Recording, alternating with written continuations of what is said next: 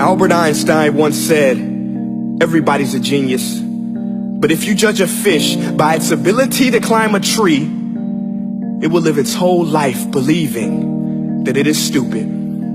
Ladies and gentlemen of the jury, today on trial we have modern day schooling. Glad you could come. Not only does he make fish climb trees, but also makes them climb down and do a 10-mile run. Tell me, school, are you proud of the things you've done?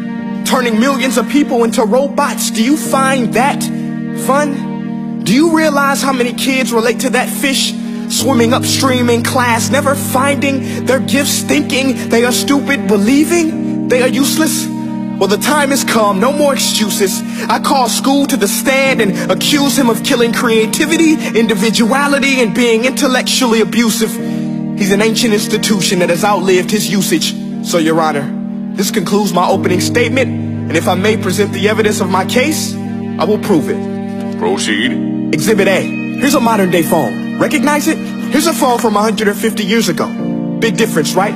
Stay with me. Here's a car from today, and here's a car from 150 years ago. Big difference, right? Well, get this. Here's a classroom of today, and here's a class we used 150 years ago. Now ain't that a shame? In literally more than a century, nothing has changed. Yet you claim to prepare students for the future? But with evidence like that, I must ask, do you prepare students for the future or the past?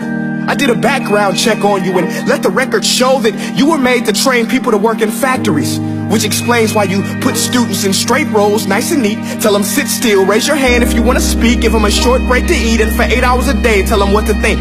Oh, and make them compete to get an A letter which determines product quality, hence grade A of meat. I get it.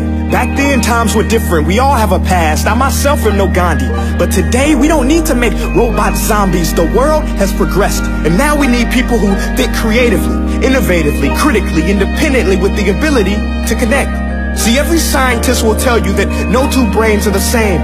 And every parent with 2 or more children will confirm that claim.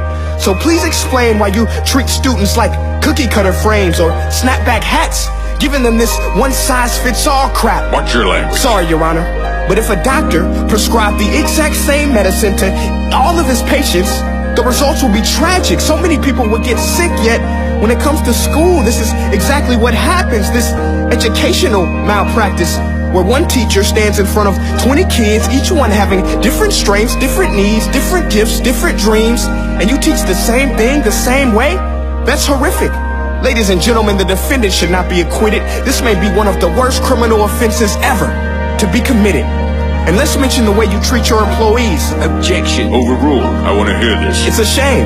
I mean, teachers have the most important job on the planet, yet they're underpaid? No wonder so many students are short-changed. Let's be honest, teachers should earn just as much as doctors, because a doctor can do heart surgery and save the life of a kid, but a great teacher can reach the heart of that kid and allow him to truly live. See, teachers are heroes that often get blamed, but they're not the problem. They work in a system without many options or rights. Curriculums are created by policymakers, most of which have never taught a day in their life. Just obsessed with standardized tests. They think bubbling in a multiple choice question will determine success. That's outlandish.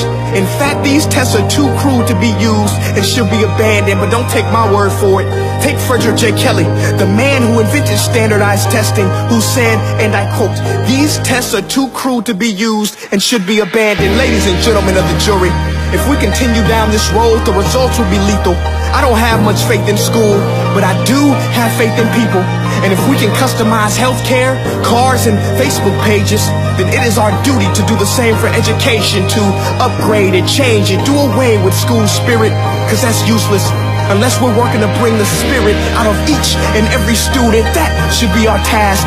No more Common Core. Instead, let's reach the core of every heart in every class. Sure, math is important, but no more than art or dance. Let's give every gift an equal chance. I know this sounds like a dream, but countries like Finland are doing impressive things. They have shorter school days, teachers make a decent wage, homework is non-existent, and they focus on collaboration instead of competition. But here's the kicker, boys and girls. Their educational system outperforms every other country in the world. Other places like Singapore are succeeding rapidly. Schools like Montessori, programs like Khan Academy. There is no single solution, but let's get moving. Because while students may be 20% of our population, they are 100% of our future. So let's attend to their dreams, and there's no telling what we can achieve.